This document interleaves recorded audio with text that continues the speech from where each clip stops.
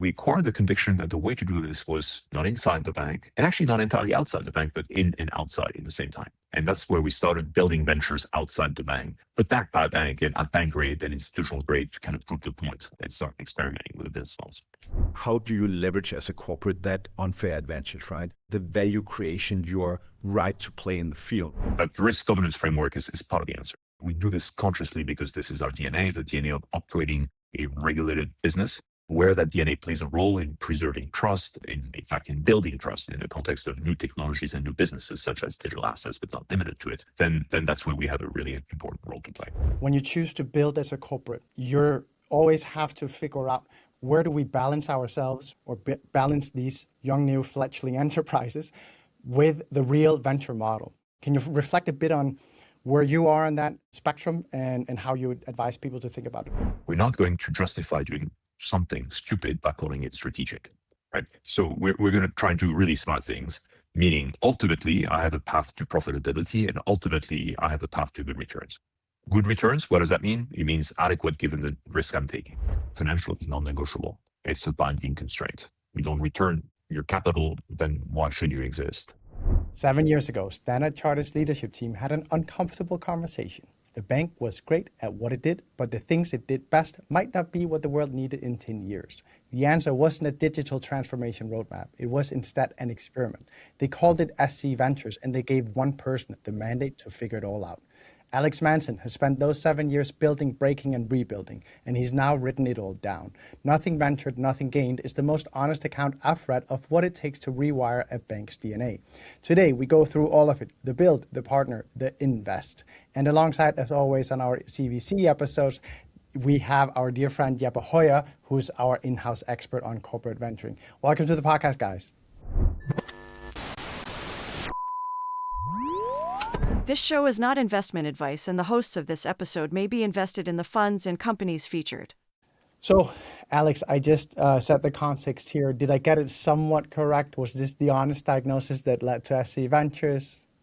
It's it makes it sound a little top down, as in the boss said, and the bank, like the bank is a person, and it makes it sound like it's all about me, which obviously is never the case. It can't possibly be the case. It's about a number of individuals and things involved. But I think the first diagnostic is completely correct, which is the bank that I used to. Still part of, but I used to run a business unit for is an old bank. It's been around for a long time, 170 plus years, and we should have every intention to be around for another 100 and something years, and that implies continued relevance, meaning being a bank that not only copes with what's going on in the world, but really thrives on it and continues to be relevant to clients and serve clients the way they want to be served and provide what they need. And that's the starting point of SC Ventures. We came to the conclusion that clients were asking us to do a number of things which we knew were technologically feasible, but we weren't doing in the bank. We couldn't do it in the bank because the bank wasn't set up to do that in a particular way.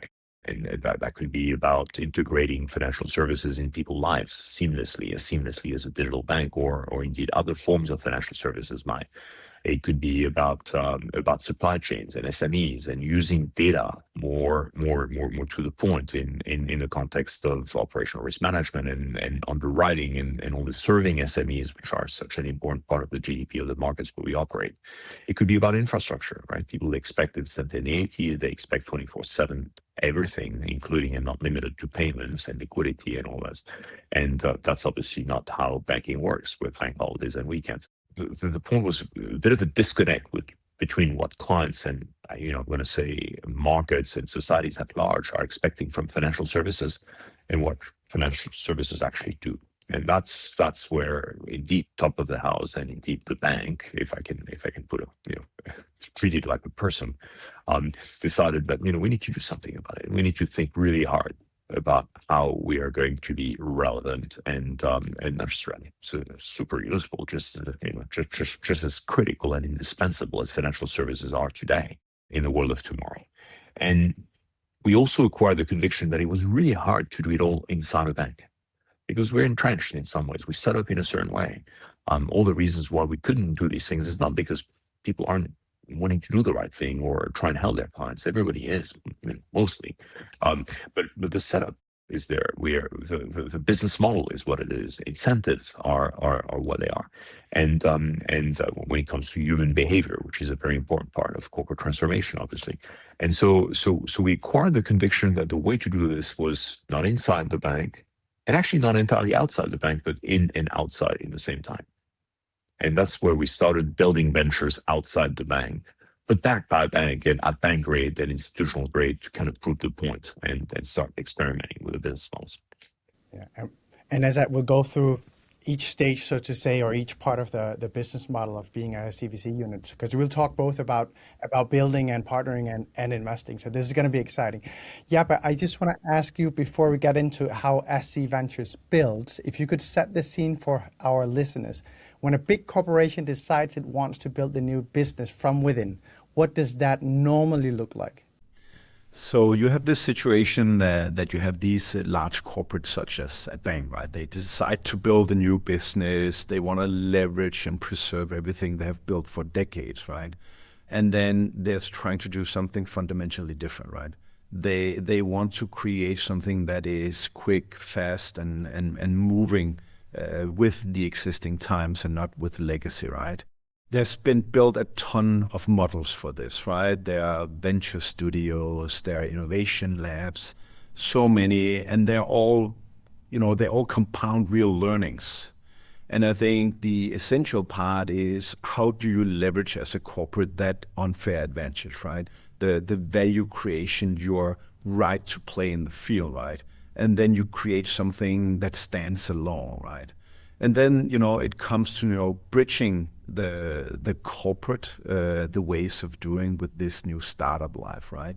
And there's a way for the success of this, right? It's, not just doing it with operational autonomy, it's giving actual structural access through a given mandate that, for example, here Alex can work with, right? And I think that is the essential, right? And now, I'm really, really looking forward to see, and hear what Alex says, right? He has spent 7 years trying to figure this out. How does that look like for Standard Chartered? And I'm really excited to learn more. Alex, where and also the hardest parts in this, right? Where are all the learnings in this?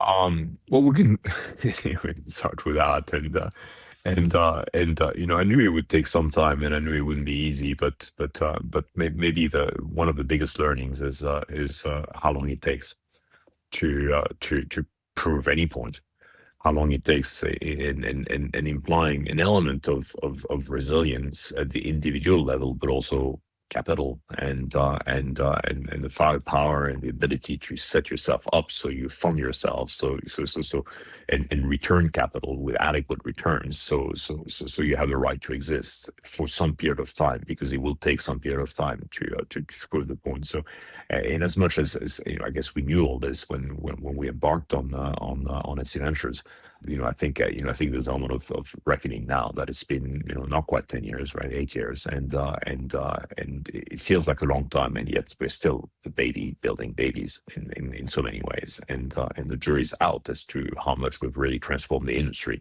or the bank.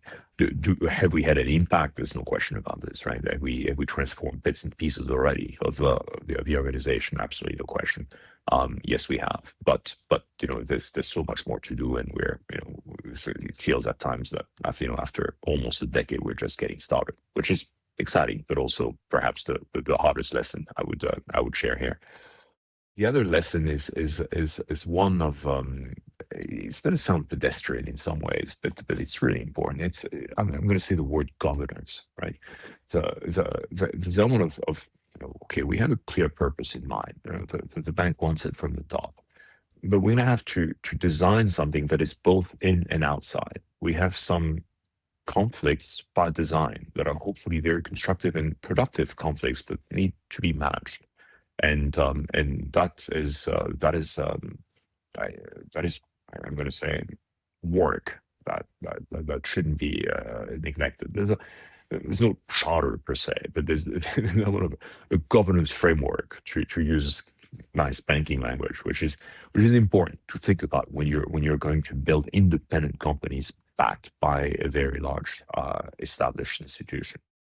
And I'm going to split them between the risk and compliance side of things, and then the just the business governance side of things. And the risk and compliance is I'm going to say it's going to sound relatively simple, but it's not that simple to execute. Which is you want risk policies and processes that are adequate for what it is you're doing, right? So a deposit-taking financial institution as a bank isn't regulated the same way as a payment company, isn't regulated the same way as a lifestyle app, which may or may not be regulated at all. But if you apply the same policies and procedures of the large bank to everything you're doing, it's obviously not going to work.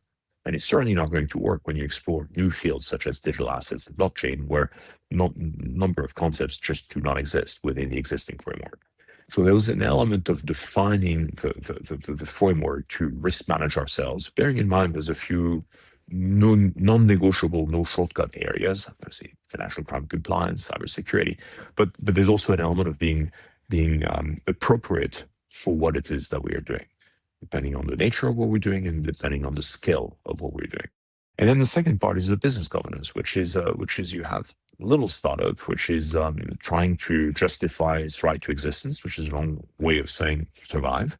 And it would be very difficult for such startup to respond, report to dozens, sometimes a lot more people of, I'm going to say, people in a bank want to know something about it. I ask you about your financials, ask you about your compliance, ask you about this audit, ask you about this and that. And so an element of realizing that the venture has to be an independent company, which is not completely independent, because at the beginning we seeded, so we control the board. So management reports to the board, we control the board, so it's pretty clear who's boss. But we manage it via the board, right? And if something's material enough to be escalated to the broader business, then the board has to do it, and we've codified that responsibility. But in normal circumstances, it's not material. And so XYZ person in the bank doesn't really know about something that is immaterial in a little venture. It does need to know that the right people are on the board and managing it. And that's the governance framework which we put in place. Without these two things, combined with the conviction and the will from the top of the bank, including the board of the bank itself, it would be very hard to build anything. And we're certainly anything that's sustainable and that is going to scale, which is obviously the objective, because once we know we're onto something, we want to scale some of these capabilities and businesses. And so they're no longer that immaterial, they become increasingly material. And so that governance gets tested. And that's been a key point of our journey. Alex, one thing that many struggle with when they choose to go about the build strategy inside of their venture unit is leveraging the mothership's core assets, so the customers, the balance sheet, the data. How have you done that? Because you've incubated 35 ventures, more than that actually. I think there's not a lot that have had as good a success with this as you have. So could you share how you were able to unlock that, especially given the level of regulation that there's inside banks? So first, thank you for calling it a success. You made my day. I really appreciate it. I'm a little more measured in the sense, first, I'll always be a little relentless and anxious. That's part of the job. And second, I actually think the jury's out, as I said earlier. So there's a lot of these babies are going from startups to scale-ups, which is a very interesting evolution in the first place. From being a scale-up to having an actual impact on an industry or a bank is again quite a step. And so we're still working on it. Part of the answer to your question is in the previous governance point I just made, which is we have regulations, we have balance sheet, we have operating constraints. Generally speaking, operating constraints are non-negotiable. We operate within the risk appetite of a large bank. As long as we're immaterial, it's immaterial anyways. But still, some things are non-negotiable still. Cannot send money to North Korea. Cannot, just take an extreme example, but there's a lot of other ones. And so we need to operate at bank grade or institutional grade. We did not build any fly-by-night fintechs that will, come up with the answer quickly because that's the job, but then come up with the banking operating constraints later. And as a result of which, we're a little slower and we're a little more expensive than others, but we bang great on day one. Won't apologize for the speed at which we do things. It's obviously faster than a big bank, but it's also slower than the proverbial garage startup, because we're not that. We have to upgrade at bank rate. And that's, that risk governance framework is part of the answer. We do this consciously because this is our DNA, the DNA of operating a regulated business. In some ways, it's our competitive edge as well. And if that DNA isn't differentiating, then perhaps someone else should do it. But where that DNA plays a role in preserving trust, in fact, in building trust in the context of new technologies and new businesses, such as digital assets, but not limited to it, then that's where we have a really important role to play. In the past, the trade-off that you, instead of being 6 months about getting an MVP to market, being 12, as just a random example here, that might have been one problem. But in today's day and age where you can vibe code anything, are you seeing that it is becoming a harder constraint to survive with? Or are you still finding that even in this age of AI where you can go on Lovable and code your own little thing, it is actually still quite okay to operate in the old-fashioned, more correct way? It's the answer is not binary here. It's not okay, not okay. I think it's okay as a function of the circumstances and the stage at which you're at. And part of what I haven't described, I said you should have policies that are adequate or appropriate for what it is you're doing. There's also an element of timeline on it. So for what it is you're doing at a certain point in time, meaning when you're 3 people building a prototype to see if it gets support to get to the next level, certain type of bank greatness is appropriate, but you don't have to go all the way. By the time at the other extreme where you're live, you've been set up as an operating venture in your business and onboarding customers and providing services in the market, it's a very different conversation, right? And so the whole evolution means that you have to evolve the constraints, the requirements on the venture over time, and so they're fit for purpose as a function of, again, what the venture is doing, but also the time in the life cycle where you're at. Moving to the other side of your question, which is success versus non-success. I mentioned the idea of independence and having to prove yourself and survive, and most people will frown in the context of most corporate ventures. Well, that's not really a question, right? The corporate will buy it back, and so why? That's not such a big deal, right? Money isn't scarce. It might be finite, meaning it's scarce at some point, but ultimately it's not an existential problem. Corporate venturing that way doesn't work. I don't think it does. It's one of the convictions I stick to. Of all the exits that a venture can have, we tell the management of the ventures not to rely on this one. And we tell them, guys, you're going to have to, guys and girls, by the way, but you're going to have to find your own customers. You can't get access to the customers of the bank. That's just illegal, right? Bank might, go jointly to market with you. We can help each other, but generally speaking, you have to prove your point with customers. Market decides. I don't decide. The bank doesn't decide. Market decides. And then, as a result of this, you'll find your own funding, and you'll show that you have a right to exist. And in so doing, show that we as C-Ventures as a platform have a right to exist, because we need to get VC-type returns on the VC-type risks that we're incurring. Otherwise, we don't have a right to exist. Proving the point commercially and financially is absolutely critical, because now we know we're onto something real and we have a real company. And that real company represents, in some ways, an option, but not an obligation for the bank to adopt. In some actually rare cases, the bank might want to buy it back. And we've just announced one such deal recently, but that's actually really one of the many options. In most cases, the option is to adopt, use, plug into it to provide financing or other services from the bank's perspective, or it is the other way around. The venture provides services to the bank and the market at large, all of which we're doing across a number of the ventures. The point is, we know it's real because it's not somebody's pet project where somebody senior decided it was a good idea to pursue, and so we're throwing money at it and keep believing in it because this senior guy wants it. What you just said about you wanting to become customers and partners of those startups that you incept is, of course, the next thing we'll get into, which is partnering, meaning the venture clienting side. Before we go there, though, I would love to just ask you one thing, because this is a tension point I've often seen.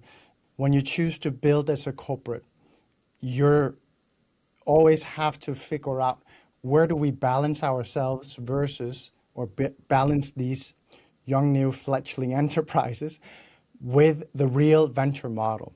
So do we need to make sure that everything is always kosher and fundable by the VC ecosystem? Or can we build startups that are, no, these are fit for SME world and we will acquire it at some point most likely. It's never meant to go that massive venture route. Can you reflect a bit on where you are on that spectrum and how you would advise people to think about it? I think anything we do, any corporate builds should be market, meaning fundable by anyone.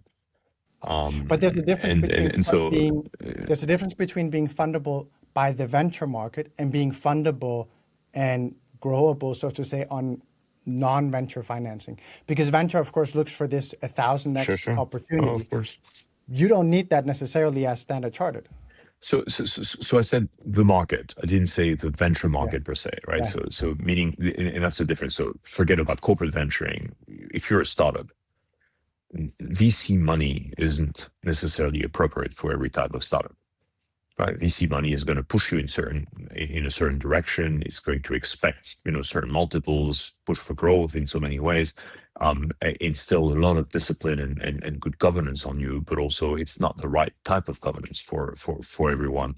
And so I'm staying away from is venture capital money the right thing for your startup or not, which is, you could have a separate podcast on this, and I'm probably not the right person to be on it, but it's a really good question. I think we very much are.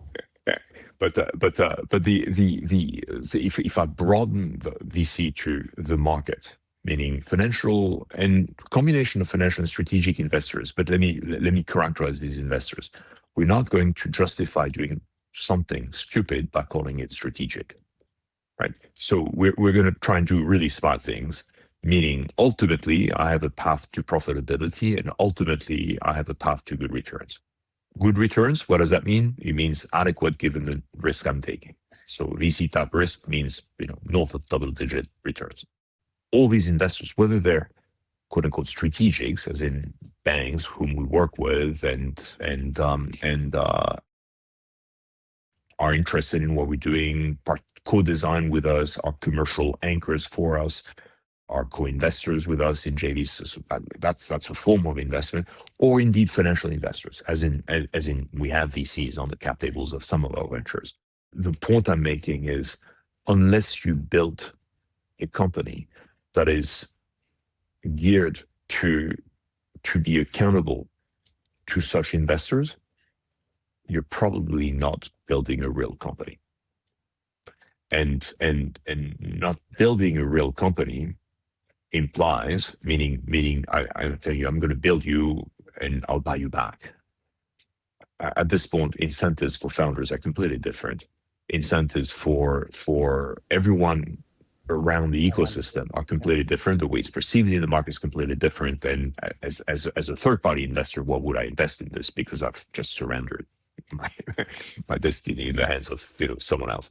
And if we do this, which can, sometimes, by the way, there's a justification sometimes for building something on the side with a view to integrate it, but that's product development, product development done differently, but it's still product development or business development. What I'm looking to achieve, I guess, is apply a Darwinian method to the existence of the venture. In other words, the ventures we have now are the ones that have survived so far and have made it from seed to startup to scale up, some of them. But jury's out, as I said at the beginning. It is we'll see, because they need to keep justifying themselves by being market and being fit for purpose, et cetera, et cetera. And that Darwinian mechanism is critical in knowing if you're onto something or not, which is why I'm insisting it needs to be market. So now let's go from build to into partnerships, meaning venture clienting. And Jeppe, I'm going to ask you as our in-house expert here, just to set the context. What does it mean when a bank says they're partnering with fintech, and where does it maybe sometimes disappoint on both sides? I think, so when I started in venture back in 2007, it was still early for the banking sector. A lot of stuff has happened within banking over the past 2 decades. And I think especially when we look at, corporate fintech partnerships, there has a lot of change been going on in the past decade, right? And sometimes, we just undercount how much real collaboration has been going on. The banks has changed. We can clearly hear that on what Alex is saying, right? And it's just, we are taking the commercial part of it more serious. It's genuine. They are co-building the banks, creating real products that are reaching customers, right? We have seen many exits in the space so far, right? So it's really, really interesting. But the tension is still there, right? And it's structural, right?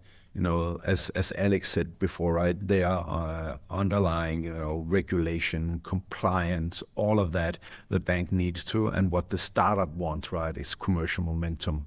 They need to grow. They need to make sure they survive into the future, right? So there's something that does not naturally align here, right? And, right now you need to do everything what you can in the corporate world to fix that. And I think that comes with the honesty, right? Understanding what it is you can actually do as a big corporate. What is it that you could contribute with to these startups, right? And you have to be a genuine customer, be a distributor or co-builder, not just, sitting as an observer in the board and being a strategic observer, right? So what I find interesting here about, SC Ventures is how they have tried to build that systematically over time, not just from case to case, but, and this is what I'm really genuinely interested in learning more about. So Alex, let's pose you that question. How have you been able to build that posture, so to say, of being concretely involved with the startups that you're collaborating with?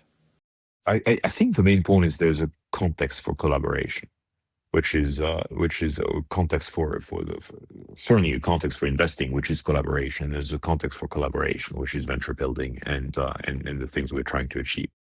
You mentioned the word CVC at the very beginning, and so at times I'm a little at pain to say, well, actually, we're not really a CVC, or if we are, we set up very differently from a traditional CVC, because the one thing I'd say is just investing in startups, just investing in fintechs also doesn't work. Certainly not if you're pursuing transformational innovation. It's typically disappointing either because it's too close, it's very strategic, people make 11th hour requirements or pose requirements, make decisions. You get adversely selected because VCs don't really want to work with you, and that's not a great thing through the cycle. That's one way to disappoint as a CVC. And the other way is set up perfectly like a normal VC, just is so far away from the needs of the mothership, and so far, so far from a sort of governance and operating standpoint.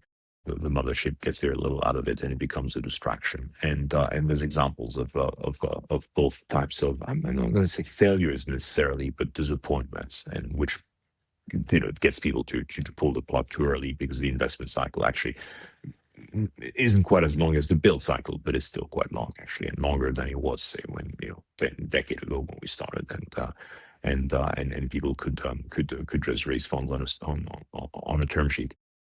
So we decided early on to not do that, and that's one of the chapters in Nothing Venture, Nothing Gain, which explains sort of investing in fintechs. The way people do it traditionally doesn't work, and by not doing this, that didn't mean we're not going to deploy capital, because capital is a very valuable resource to deploy in partnerships, but we're only going to invest in partners that we actually work with. Sometimes in the context of the main bank, and sometimes in the context of building our own ventures.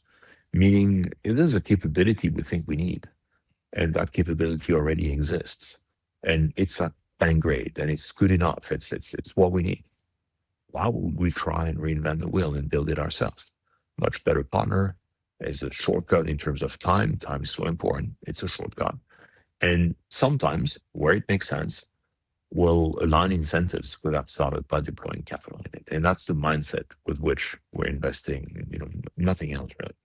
Do we need financial returns on it, by the way? Yes, we do, like everything else.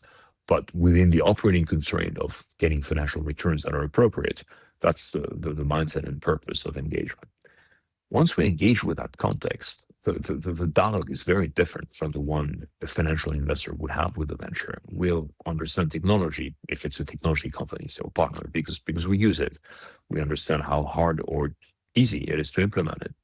We understand how it behaves and how people behave when something goes wrong, not if something goes wrong, when something goes wrong, and what type of dialogue we have to remediate things.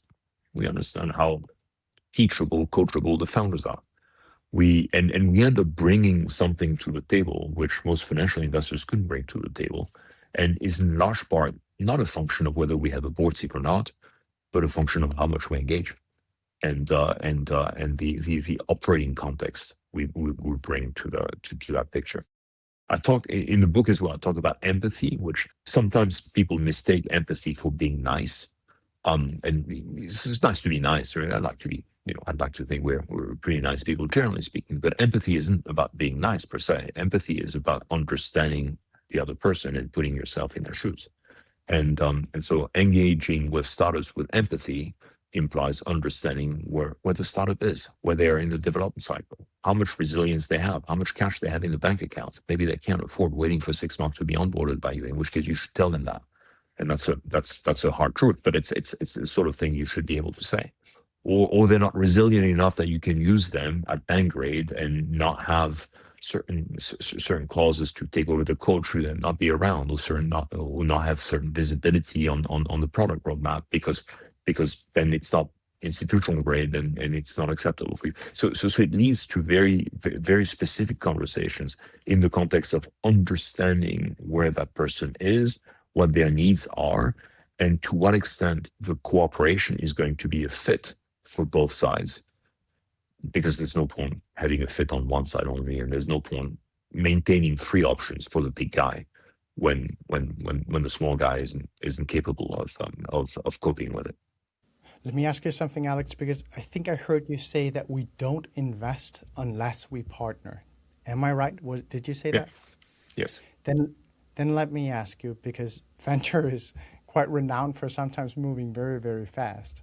And especially you also have on the founder side, one of the biggest critiques from founders when it comes to engaging with corporates and the corporate venture units, it's that they're too slow. They're leading you on. They keep saying that they're interested and they're diving in, but then they need this partnership done because they have that rule and stuff like that, which is causing animosity in the ecosystem. I'd love to ask you how you square that, because you are a respected investor, so I'm sure you have some good reflections on how do you make this work. That's empathy as well, which is understanding where the founder's at, understanding where the startup's at, and I just get an example, which is if that startup is so nascent that he barely has enough cash to survive the onboarding period of a big organization, then tell them to come back later when they're more resilient, right? Because it's not going to work. What you're describing, it's not the cash, right? Sometimes it's not the cash position, but it could be the technology resilience. It could be exactly. They have other priorities, and you can see it's not going to work. And so, but they're very sometimes brutal, but very important conversation that you need to have up front. In order to have that conversation, you just need. It's not enough to just be well intentioned in the engagement. You have to genuinely understand where that other party is and what it's about. The point of engaging is we're going to do this as a two-way street of information, learning, transfer of capability. You have your IP, I have my IP. What we built together is our IP.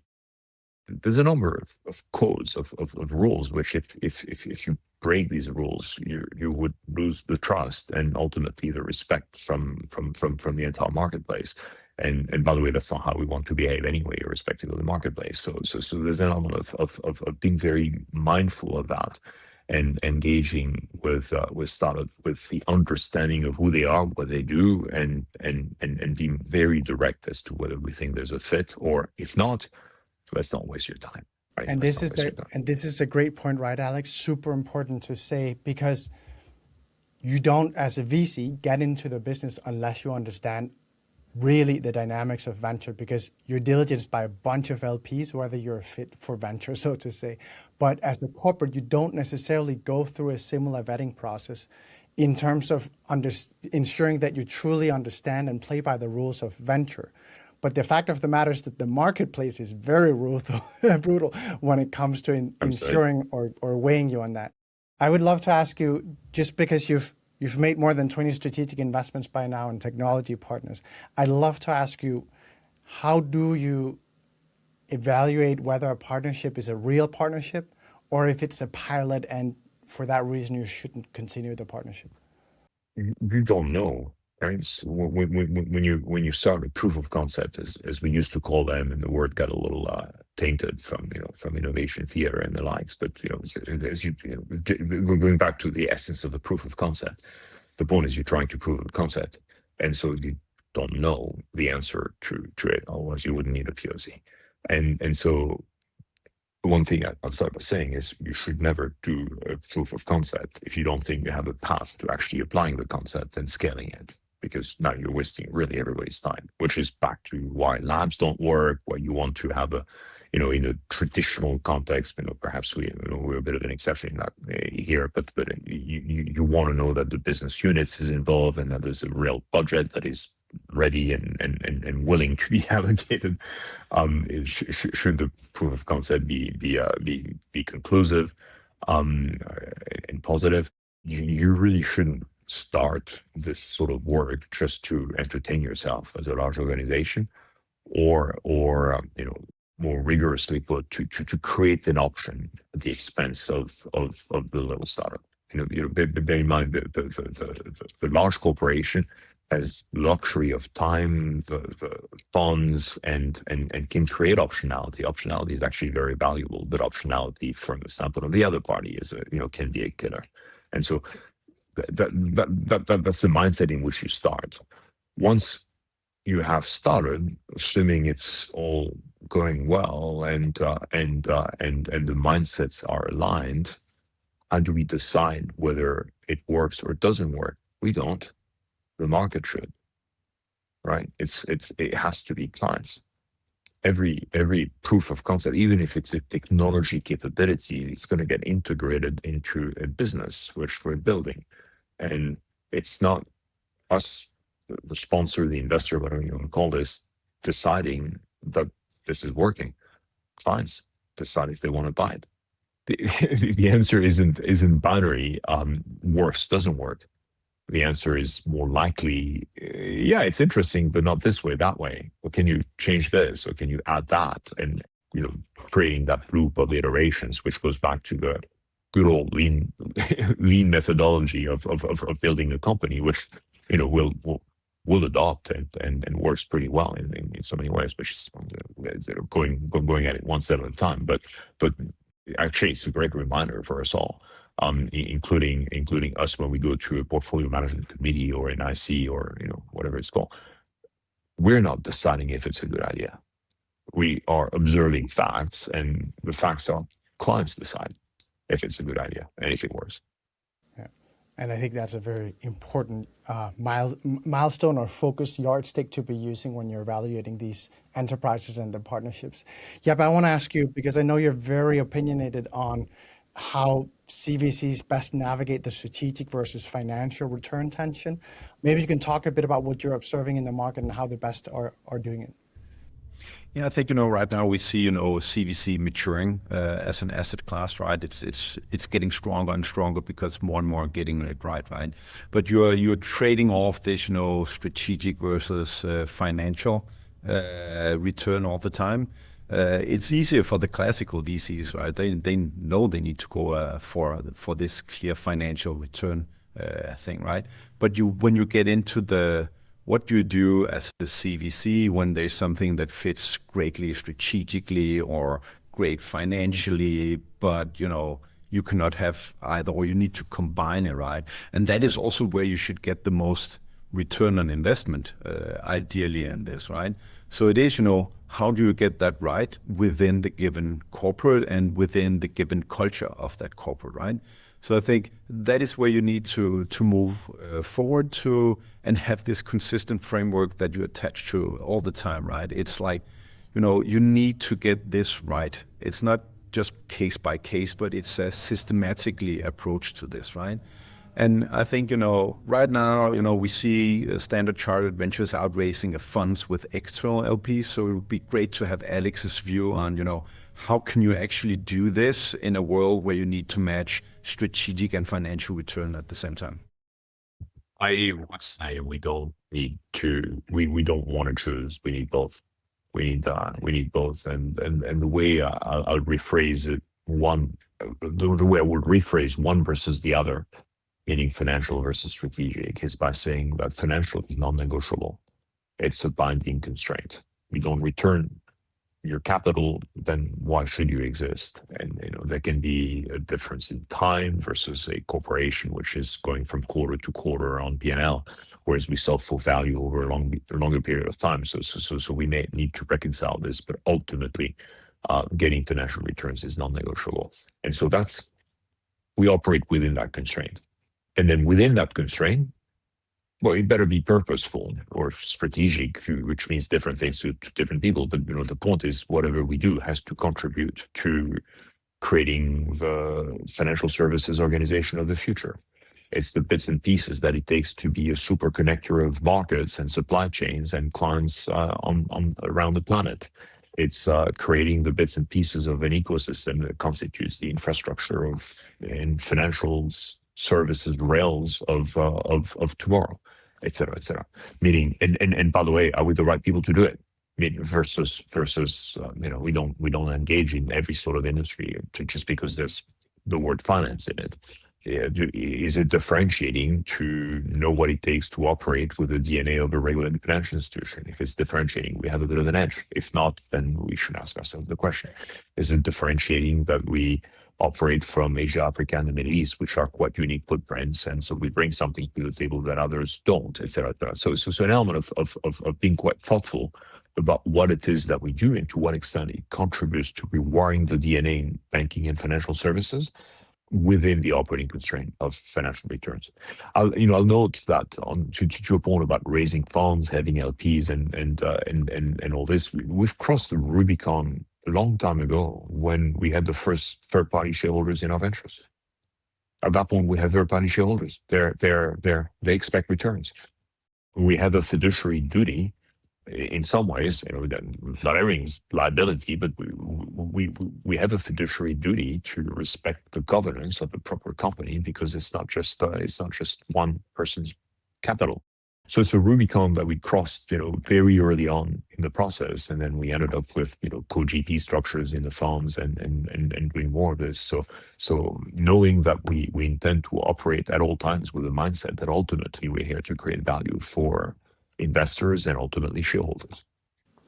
That's a great point. I saw Jeppe noting that sentence down. I'm sure that there's going to be a bunch of CVC heads now using that towards their mothership, saying, no, we already are, in a morass of different stakeholders that we have to represent in every one of our enterprises. So we might as well also raise external money. Alex, before we close the podcast, I want to ask you just one question about your book, and that is, of course, why did you write it, and what do you hope that people will get out of it? So why? So let me first tell you what the book is, right? The book is a story of, I'm going to say, 0 to 5 years. So it's at some point we will update it. Not sure when we get to it, but there's an element of, it's the early days of SC Ventures. And the way we're telling the early days of SC Ventures, it's under my name. It's actually a team book. It's a collection of stories. So it's my story of how I thought of the concept and the early conversations with the CEO of the bank. It's and then various team members, former chief compliance officer, the general counsel was still with us, a former chief financial officer, sort of brought their stories and their perspectives on what we were doing. And then the 0 to 1 ventures, some of which no longer exist, some of which exist in a different form, some of which still exist, but they look very different today. So I hope it's easy to read, but the point is we're telling our story for, and implicitly all the lessons and some of the mistakes made and some of what we believed in the form of these stories. Why? Because we think it's potentially very helpful to someone trying to do it. And we would quite like to have more people do it, because there's very little we want to do all by ourselves. Part of our job, we think, if we're going to rewire the DNA of banking or any industry, is to take people along with us. And taking people along with us means partnerships. It means engagements. And partnerships, engagements can take different forms: co-investments, JVs, commercial partnerships. All forms of partnerships are valuable in their own right. And the more people get on with it, the better it is. So to the extent we're advocating for, the bigger risk we take would be not to do it. Come with us and engage. And to the extent we can be helpful to those trying to engage and embarking on a similar path, I think it's very valuable, and we are quite keen to take as many people along with us as we possibly can. It's the way we'll make this industry a better industry and business better overall. And that's an open invitation for everyone out there. Also, I would say that that's exactly what we're trying to do with the EUVC corporate community. Of course. So absolutely, I can only echo everything you're saying here. I think it's so important that we're creating the same hallmark strong partnerships between the CVC units and the VCs as we have within companies, because it is absolutely a community that needs to live together. Alex, Jeppe, thank you so much for joining me today.